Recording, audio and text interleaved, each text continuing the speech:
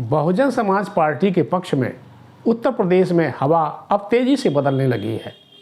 बहन मायावती ने अपने जन्मदिन पर जब ये कहा कि ब्राह्मण को बाटी चोखा नहीं चाहिए, सम्मान चाहिए, और ये सम्मान बहुजन समाज पार्टी ही दे सकती है। उन्होंने दो टूक कहा था कि बसपा की सरकार में ब्राह्मणों को जितना सम्मान मिला वो कहीं नहीं मिलेगा, और उन्होंने संकेत दिया कि ब्राह्मण साथ दे तो बसपा फिर से ब्राह्मणों को वही सम्मान देगी। उनके इस आह्वान से प्रदेश की राजनीति में एकाएक माहौल बदलने लगा है। कई दिग्गज नेता जो समाजवादी पार्टी, कांग्रेस और भारतीय जनता पार्टी में अपने अपने इलाकों में महत्वपूर्ण प्रभाव रखते हैं, वे अपने दल छोड़कर बीएसपी में शामिल होने लगे। पिछले एक हफ्ते में कई नेता अपने अपने दलों को छोड़कर अपने सैकड़ों साथियों के साथ बहन मायावती का आशीर्वाद प्राप्त कर चुके हैं। इतना ही नहीं, बहन जी भी चुनावी मोड में आ गई हैं। उन्होंने उत्तर प्रदेश में बीएसपी का पहला उम्मीदवार भी घोषित कर दिया है। नमस्कार, मैं हूं उदय यादव। हिंदी वार्ता में आपका स्वागत है। दोस्तों, प्रदेश की राजनीति बहन जी के इर्द गिर्द घूमती है। ये कई चुनाव से देखा गया है। भले ही उनका प्रभाव राजनीतिक तौर पर चुनाव परिणामों के आधार पर कम आंका जाता हो, लेकिन कभी ऐसा नहीं हुआ कि किसी भी चुनाव में बीएसपी के असर को या बीएसपी को किसी भी राजनीतिक दल ने अनदेखा किया हो। वो ये साहस कर भी नहीं सकते। अब जब बसपा का प्रभाव कई राज्यों के लोकल बॉडी इलेक्शन में साफ तौर पर बढ़ता हुआ दिखाई देने लगा है, उत्तर प्रदेश में भी तेजी के साथ जहां दलित पिछड़े बीएसपी के साथ आ रहे हैं, वहीं मुसलमान और ब्राह्मण भी अपने अपने दल बल के साथ बहन मायावती का आशीर्वाद प्राप्त कर रहे हैं। दोस्तों, आप जानते हैं कि राजनीति में हर नेता अपने अपने क्षेत्र में राजनीतिक जातीय समीकरण देखकर राजनीति करता है। ये हमेशा होता रहा है, हर राज्य में भी होता है।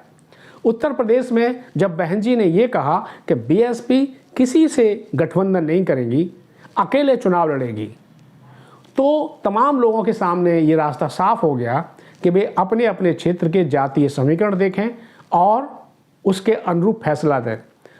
नतीजा क्या हुआ कि कई ब्राह्मण नेता भारतीय जनता पार्टी छोड़कर बसपा में आ गए। इसी तरह समाजवादी पार्टी के दो दिग्गज नेता जिनका अपने अपने इलाके में भारी प्रभाव है, उन्होंने बसपा का दामन थाम लिया। इनमें एक प्रमुख नेता हैं बरेली से और दूसरे सहारनपुर से। जो नेता सहारनपुर से अभी कल ही बीएसपी में शामिल हुए हैं, वे हैं आफताब आलम। आफताब सहारनपुर देहात में भारी असर रखते हैं। उनकी खुद की बरादरी का भी ठीक ठाक वोट है। खास बात यह है कि सहारनपुर से कांग्रेस के सांसद हैं इमरान मसूद। इमरान मसूद बेहद सक्रिय हैं और इन दिनों वे इसलिए चर्चा में हैं कि वे नहीं चाहते कि कांग्रेस का समाजवादी पार्टी से तालमेल हो। वे इस पर कई बयान दे चुके हैं, लेकिन वे जिले में अपने प्रभाव को भी बनाया रखना चाहते हैं। इसके बावजूद समाजवादी पार्टी का एक दिग्गज मुस्लिम नेता पार्टी छोड़कर बसपा का दामन थाम लेता है। ये बसपा के लिए बहुत बड़ी सफलता है। सहारनपुर इलाके में, सहारनपुर मंडल में इससे बसपा की ताकत का जो दायरा है बहुत ज़्यादा बढ़ेगा। दूसरे, बरेली में एक मुस्लिम नेता हैं मोहम्मद। उन्होंने समाजवादी पार्टी से 2022 में टिकट भी मांगा था, लेकिन उन्हें टिकट नहीं मिला। ये जो नेता हैं, इनका प्रभाव बरेली कैंट और 2-3 विधानसभा क्षेत्रों में पड़ता है। उन्होंने अखिलेश यादव का दामन छोड़कर अखिलेश यादव की पार्टी को परित्याग करके बीएसपी में अपनी ज्वाइनिंग दी है और बहन जी में अपना भरोसा जताया है। उम्मीद ये की जा रही है कि बरेली कैंट से उनको बीएसपी अपना उम्मीदवार बना सकती है। ये दो जो प्रभावशाली नेता हैं वो अकेले नहीं हैं, बल्कि अलग अलग जिलों से बड़े जो प्रभावशाली लोग हैं वे बीएसपी की तरफ रुख करने लगे हैं। बहन जी के जन्मदिन पर हर मंडल में, उत्तर प्रदेश के लगभग हर मंडल में विशाल जनसभाएं की गई और बसपा कार्यकर्ताओं, जिलाध्यक्षों, मंडल कोऑर्डिनेटर सभी लोगों ने पूरी ताकत के साथ जनता को ये दिखाने का एहसास किया कि भारी भीड़ जो आ रही है वो बहन जी के प्रति विश्वास की प्रतीक है। और वो इसलिए भी विश्वास की प्रतीक है कि आज बहन जी सत्ता में नहीं है और लगभग सबसे कमज़ोर पार्टी बीएसपी मानी जा रही है। ऐसे में जब मंडल स्तर पर सभा में भारी भीड़ इकट्ठी हो तो अपने आप ये साफ संकेत जाता है कि अब तस्वीर बदल रही है, माहौल बदल रहा है और राजनीतिक परिस्थितियां अब नया रूप ले रही हैं। निश्चित रूप से बहन जी के प्रति एक बार फिर से जनता में विश्वास पनप रहा है। इसी का परिणाम ये है कि इस बार आजमगढ़ से बहन जी ने उत्तर प्रदेश में अपना पहला प्रत्याशी घोषित किया। आजमगढ़ की दिलदार नगर सीट से अब्दुल कैस आज़मी को उन्होंने बसपा का प्रत्याशी घोषित किया। आज़मी एक प्रभावशाली और सक्रिय कार्यकर्ता हैं। उनकी उम्मीदवारी घोषित करते समय जो हजारों की भीड़ वहाँ उपस्थित थी वो बेहद खुश हुई। सीधा संदेश दिया कि अब यहाँ समाजवादी पार्टी को कड़ी टक्कर दी जाएगी। दूसरी तरफ ब्राह्मण समुदाय जो जागरूक और चेतनाशील है, भारतीय जनता पार्टी में ब्राह्मण विधायकों ने जब बैठक की थी और उसके बाद भारतीय जनता पार्टी के प्रदेश अध्यक्ष जिस तरह से उनको चेतावनी दे रहे थे, उसके बाद से तस्वीर बदली है। ब्राह्मणों में नाराज़गी है। ये सिर्फ विधायकों में नाराज़गी नहीं है, आम ब्राह्मण में भी सरकार को लेकर नाराज़गी है। इसकी वजह यह है कि ब्राह्मण ये मानता है कि चाहे जो स्थिति हो, ब्राह्मण हमेशा बीजेपी के साथ रहा है, उसका कट्टर समर्थक है, उसकी पूरी ताकत है, इसके बावजूद उसे अपमान झेलना पड़ रहा है। अभी प्रयागराज माघ मेला में जो शंकराचार्य के साथ हुआ, उनका जो अपमान किया गया, इसको भी ब्राह्मण समाज ने अच्छे रूप में नहीं लिया।